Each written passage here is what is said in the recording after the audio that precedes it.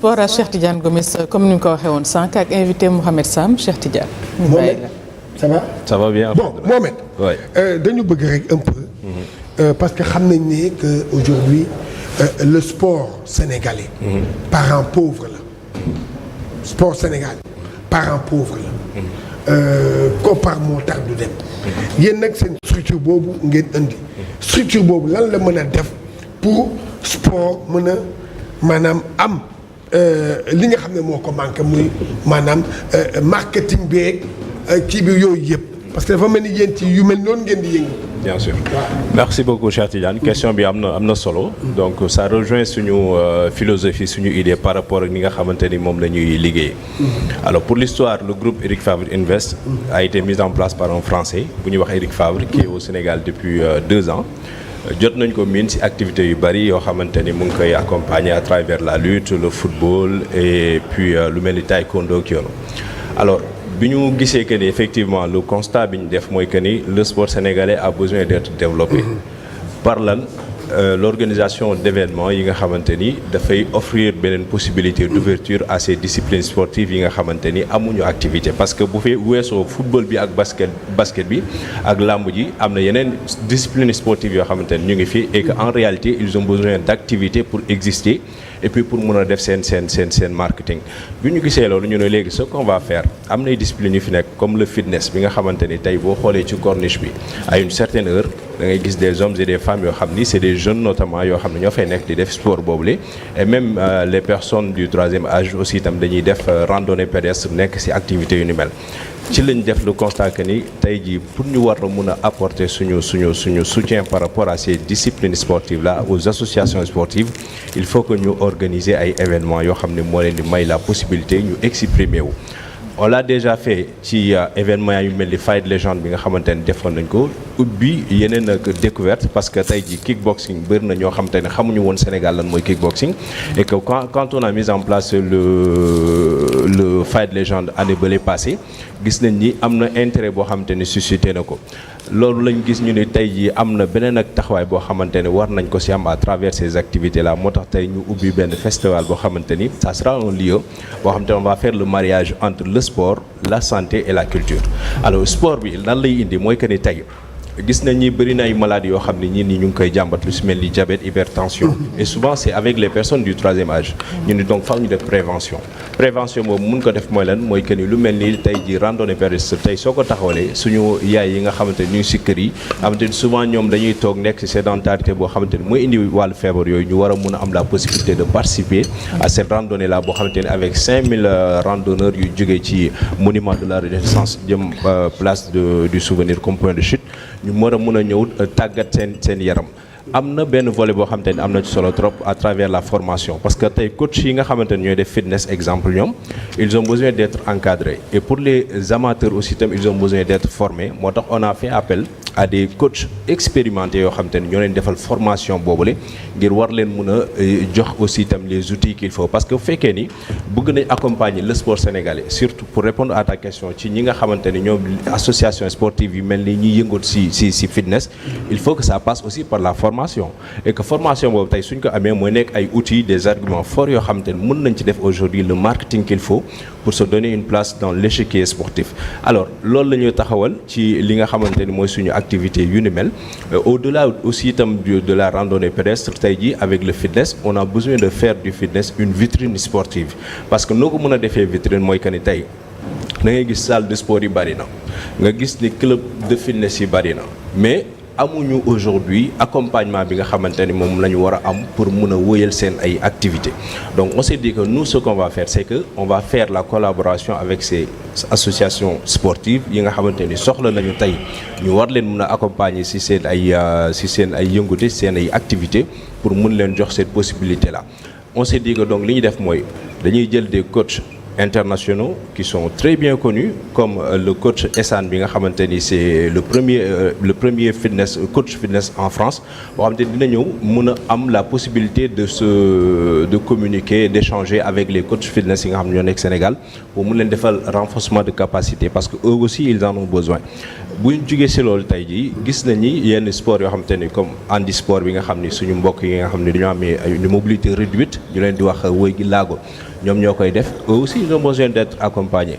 am na aussi itam lu si mel ni les arts martiaux le taekwondo le karaté l'aïkido et tout ça aujourd'hui ils ont besoin d'être accompagnés ñu ni donc dañuy def le mariage entre ces pratiques là yi nga xam ne ñu ngi koy def dans le domaine du sport et la santé bi nga xam ne tey avec cette prévention tout à l'heure que j'ai parlé tout à l'heure ñu war leen mën a may cette possibilité bi nga xam te ni ce sera un mariage entre le sport la culture et maintenant la santé ci loolu nag ñu ne donc léegi bu fekkee bëgg nañ am cette plateforme là bi nga xamante ni li nekk ci au cœur du projet c'est la jeunesse sénégalaise la jeunesse aujourd'hui soxla na tey ñu di ko déglu soxla na aussi tam ay aspirations ñu di ko bàyyi xel et pour la plupart du temps jeunesse bi ñett yi ni ci def leen a yitteel c'est le sport c'est la culture et en pratiquant le sport aussi tey ji li ngay gën a bàyyi xel mooy sa santé léegi jeunesse boobu tey ñun moom lañ bëgg a jox cette possibilité là de participer à une plateforme boo xamante ni ce sera une grande première au Sénégal notamment en Afrique parce qu'il n'y a jamais eu de festival entre le sport la santé et la culture donc moom la ñu bëgg a def semaine bii même on est à la dernière ligne droite bi nga xamante ni ci la ñu dëgmal à partir du 5 6 et 7 juillet à la place du souvenir alors lan la ñu bëgg foofu mooy que ni tey le Sénégalais lambda ki nga xamante ni góor la jigéen la parce que jigéen ñi léegi tamit xam naa ñoom soxna Fatou ñoom ñàkk na ñu ngi yëngatu bëri nañ loolu ci fitness bi da ngay gis léegi ay salle de sport yi gën a mag ay jigéen ñoom ñoo koy diriger day fees dell maintenant même sànq soxna si mu ngi wax ci yenn pratique nga xamante ni ñenn soxna yi ñu ngi koy def ngir am yenn forme yeeg tout ça mais sport aujourd'hui da koy def moom mooy le meilleur argument d'ailleurs pour mën a tàggat sa yaram donc ñooñu lañ bëgg a jox aujourd'hui cette possibilité ñu ñëw découvrir li nga xamante ni tey mooy la prévention bi gën ci prévention yi et c'est le sport alors ñun nag dañu bëgg a jaaral lépp ci yoon moo waral bi ñu taxawalee suñu festival bi nga xamante ni c'est à la fois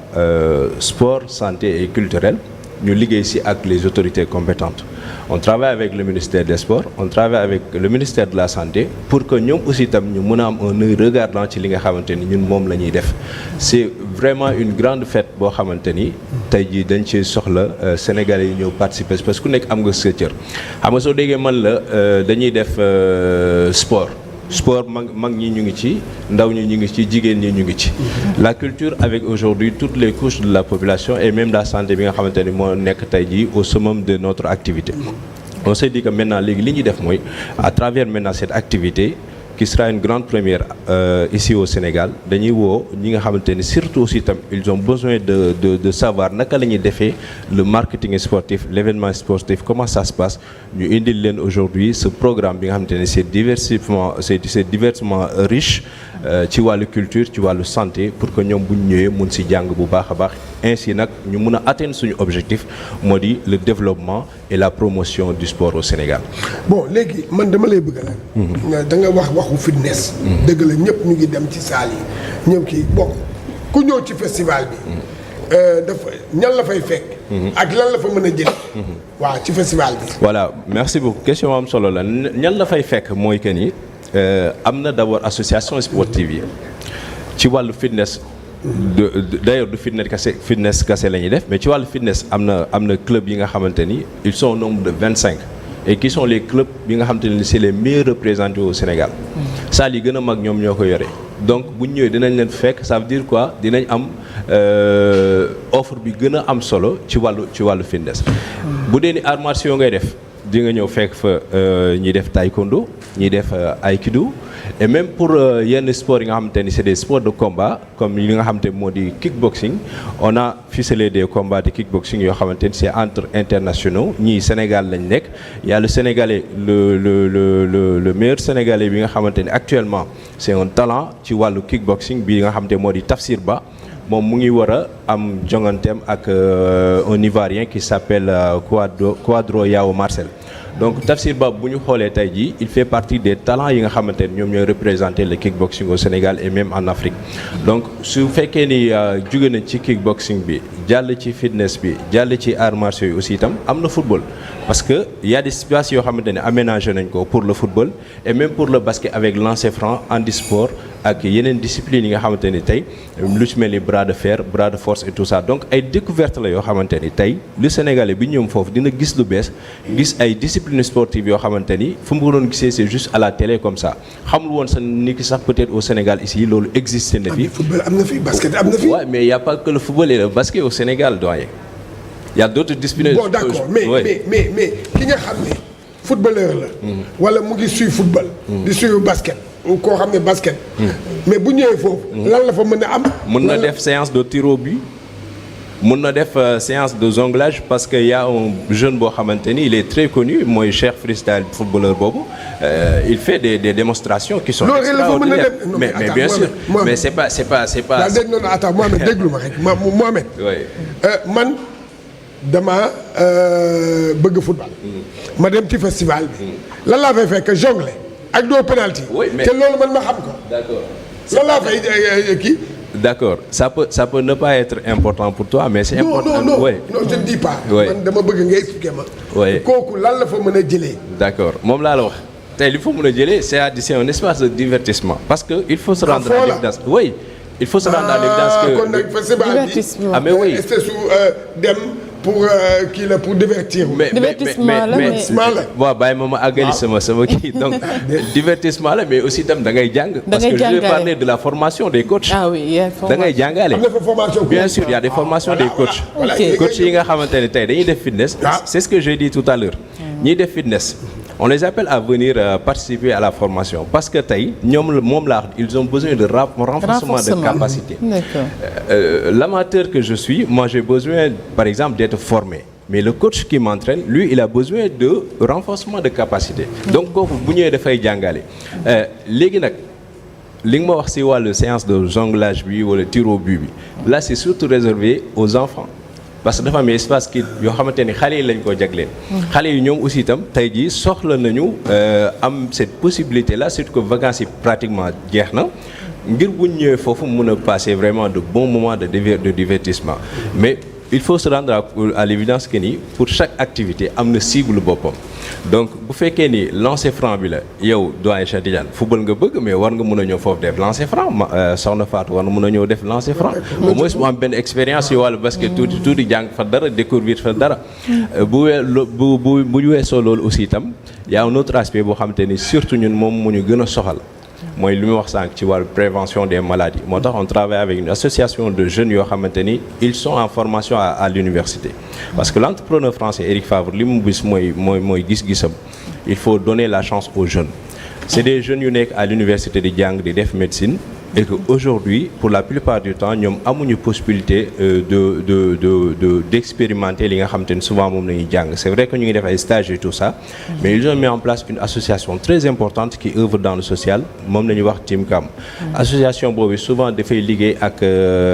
les hôpitaux les dispensaires yi nga xamante ne mën na leen indil moom apportam ngir xool par rapport à la santé de la population naka la siy contribuer association boobu ñoom lañ jël pour ñu defal ñu prévention bi nga xam ne moom lay am si ñetti jours festival bi à travers maintenant des consultations d'urgence des consultations gratuites et puis des séances de dépistage loolu ci wàllu volet santé bi la léegi nag volet culture bi tey dafa am deux niveaux yoo xam ne moom moo ko sekk on parle aujourd'hui de African Fight di discipline boo xamante ni ci wàllu sport de combat aussi itam bëgg nañ koo gis bëgg nañ ko découvrir des gens comme moi ils auront l'occasion de savoir lan mooy African Fight parce que c'est purement africain et aussi par rapport à culture bi aussi itam am nañu tey la possibilité aujourd'hui de faire toujours li ma ko waxee sànq un mariage boo xamante ni avec la nouvelle génération d'artistes et ñi nga xam ñoo nekk ci wàllu peintre ñi ci musique lañ nekk ñi ci peintre lañ nekk ñi ci wàllu décoration lañ nekk ñoom ñëpp dañuy am cette possibilité là ñoo mën a nekk en rapport avec le public disons donc tey jii nii c'est vraiment une grande innovation boo xamante ni mettre nañ ko en place d'où maintenant l'objet de cette invitation bi nga xamante ni on tenait vraiment à le faire avec Walfadjri pour passer ce message là. léegi dafa am loo xam ne mooy kii bu ñu génnee ci cadre kii bi festival bi. tey jii yow journaliste nga. communication nga def. tey jii lan la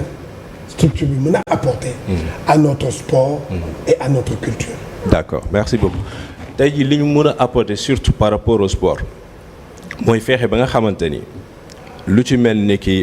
sport yi fi am yëpp à travers ces activités là à travers ces programmes ñu am la possibilité d'ouverture mën a am seen place ci li nga xamante ne moo di sport bi de façon bi nga xam ni moom lañ koy defee à l'international. Je donne un exemple tey jii da ngay xool quand on parle souvent de fitness ñi koy def dañuy jël des contenus yoo xamante ni ça vient de l'étranger et pourtant ñoom am nañu des contenus qui sont tellement riches mais ils n'ont pas de visibilité. Alors nañ leen mën a may la visibilité qui s'impose c'est par exemple de donner aujourd'hui cette possibilité là bi nga xamante ni coach fitness yi soxla nañ ko mën a am la possibilité de se rapprocher avec des coachs qui sont reconnus dans le monde ñooñu lan la ñu indi mooy à travers une prise de contact demee suñu toogee ba gis ngi Sénégal kat gis nañ ñu ngi développé tey jii fitness bi nii war nañu mun leen a tenir compte suñu activité yi nga xamante ni moom am parce que boo xoolee fitness yi ngay gis yëpp tu n'as jamais vu par exemple benn journée boo xamante ni consacré nañ ko au fitness et de façon boo xam ni ñi nekk ci régions yi sax dinañ am la possibilité ñëw mën a bokk ci partie ci activité boobu noonu. Parce que ñun li ñu gën a bëgg tey jii mooy lépp luy club de fitness boo xamante ni yaa ngi Sénégal nga war a mën a am tey jii benn espace boo xamante ni kii t'est dédié pour nga mën a def sa discipline comme il le faut mais da nga ciy boole ñi nga xam ne ñoo nekk ci région yi. D'où maintenant activité bii ñu dëgmal tey ñoom dañuy jëlaale non seulement coach de fitness yi nga xam ne ñoom ñoo nekk Dakar mais même dans les régions que ça soit à Thiès que ça soit par exemple à Louga wala feneen ak feneen ñoom ils vont venir participer suñu participer tey jii lan lay indi mooy que ni seen objectif dina gën a leer seen ay mission dina gën a leer et ils auront maintenant les arguments qu'il faut pour se donner une place au niveau international. Beneen bi aussi itam mooy tey da ngay xool sport boo xam mu ngi mel ni kickboxing il n'est pas développé au Sénégal. Alors que tey jii y a que des talents. Je donne un exemple, il y a une jeune fille bu ñuy wax Ndeye Khady Diallo bu dëkk Malika. daaw si suñu fight légende bi moom moo ko gagné woon mu ngi amoon combat ak benn Gabonais je sais pas benn Ivoirien. Mais tey jii talent boobu noonu est-ce que ñun dañuy ñëw rek souvent di mettre en exergue le football ak le basket bi ñu am bàyyi yeneen discipline yi. Vous connaissez bien ce que je suis en train de dire yaa ngi liggéey ci sport di si def liggéey bu am solo mais tey jii xam nga ni y a une discrimination boo xamante ni def nañ ko. ci yeneen discipline sportive yi parce que football bi ak basket bi lañ gën a mettre en exergue. tey jii le kickboxing dañ ko bëgg a promouvoir à travers des activités comme ça bu dul kickboxing aussi itam. am na yeneen discipline yoo xamante ni ça commence à prendre vraiment de l'ampleur c'est le cas par exemple du taekwondo. Le Sénégal est aujourd'hui qualifié au JOJ. Wow. Avec un jeune Sénégalais Bokar Diallo boo xamante ni qualifié na si Jeux olympiques yi. Mais kooku est-ce que dafa war a xaar rek tey ba Jeux olympiques am wala qualification tournoi yooyu am mu soog a dem def la pratique de sa discipline. Non warul demee noonu. Maintenant léegi nag ñun loolu mooy suñu gis-gis à travers suñu structure ñu am lu si mel Eric Favre Sport Game wala Eric Favre Afrique Eric Favre Invest. Parce que c'est le grand groupe ñu taxawal initiative yooyu la pour donner chance maintenant à la jeunesse parce que suñu cible yëpp c'est la jeunesse sénégalaise dans toute sa diversité ci wàllu sport yi nga xamante ne ñu ngi ko fiy pratiquer. waaw mais comme ni nga ñuy wax nii c'est vrai il y a des sports yoo xam ne tey jii loolu la ñu manqué. Pour que mais est-ce que yéen dem ngeen à la rencontre de ces fédérations-là pour les expliquer pour leur dire ne écoutez tey jii voici lii mooy yoon bi il faut ñu def lii dégg nga ou bien tamit je ne sais pas aller vers le ministère des Sports discuter parce que il y a un problème il faut que ñoom ñu xam c'est pas à travers les télés les radios loolu c'est bien mais va rencontrer leen comme ça ñoom ñu mën a def ak yéen benn partenariat waaw partenariat benn protocole d'accord. Est-ce que loolu yéen a ngi koy xalaat. waaw loolu sax mooy le gros du travail bi nga xamante ni on est en train de le faire parce que li ñuy gis ni tey ci wàllu média yi du loolu kese moom mooy suñu liggéey c'est juste une partie de ce qu'on est en train de faire mais effectivement on a rencontré les autorités parce que la ministre des Sports moom ci wàllu boppam tey à travers son département ils vont participer dans ce festival-là. Ils ont en tout cas pris l'engagement de nous accompagner et de faire aussi un partenariat entre le ministère ak ñun suñu structure du Eric Favre Invest. Maintenant rencontrer les fédérations, effectivement c'est ce que nous faisons ci suñu wàllu activité yëpp parce que fédération kickboxing bii nii ñoom ils font partie de nos partenaires, on travaille avec eux. On travaille avec la fédération sénégalaise de randonnée pédestre. On travaille aussi avec les comités bi nga xamante ni ñoom ñooy CNPPH ci wàllu li nga xam ni moo di discipline bu mel ni excusez-moi je perds le nom donc ñoom dañuy powerlifting laa bëggoon wax CNPPH ci wàllu powerlifting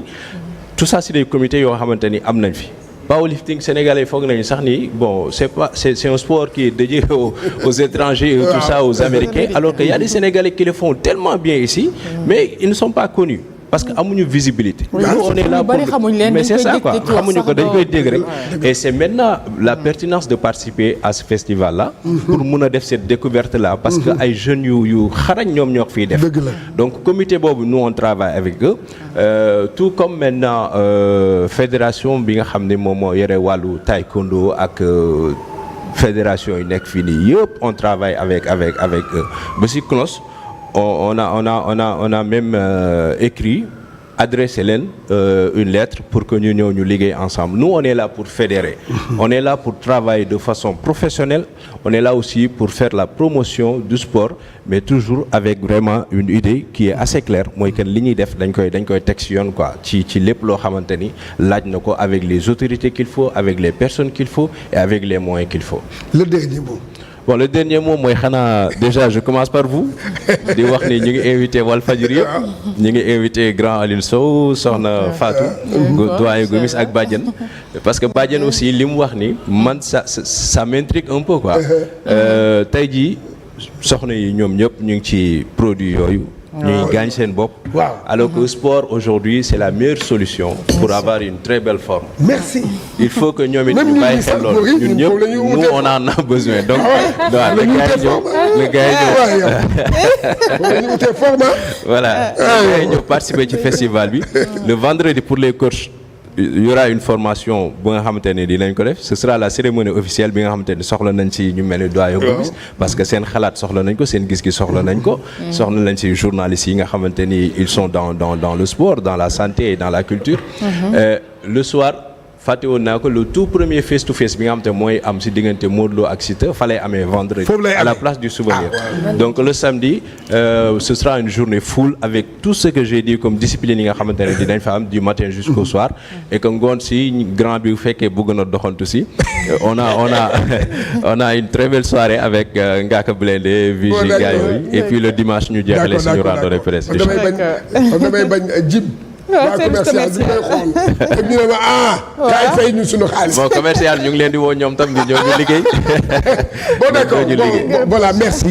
maa ngi koy gërëm di koy sant Mohamed Samb un journaliste vraiment et ça c'est bien leeral nga ñu indil nga ñu benn kii boo xam ne vraiment gars yi def naa ñi koy déglu ak ñi ko xam gis nga lutte baa ngi foofu dégg nga. kickboxing waaw fitness sport de combat yi ñu ngi foofu. kon nag vraiment ñu ngi lay remercier. di lay gërëm di lay sant. jërëjëf. ok merci man maa leen di sant di leen gërëm. parce que j'ai un devoir d'hommage à Walfadjri. parce que c'est ici que j'ai appris les b.a.-ba du journalisme. vous avez tout le temps corrigé mes papiers. bu ñu demoon reportage ñëw ngeen sonal ñu avec ñoom doyen Sène et tout ça. Ousmane Sène vraiment aussi et j'ai eu l'honneur aujourd'hui d'avoir une attestation boo xam ne Sidy Lamine Niass moom moo ko signé si la loxo ma koy rendre hommage di ko ñaanal yàlla di remercier waa Walfadjri yëpp. dëgg la merci beaucoup. ok voilà Fatou Faye. merci beaucoup Cheikh Tidiane Gomis merci à votre invité Mohamed Samb ñi dem xooli suñuy partenaires yi ñëwaat ci plateau.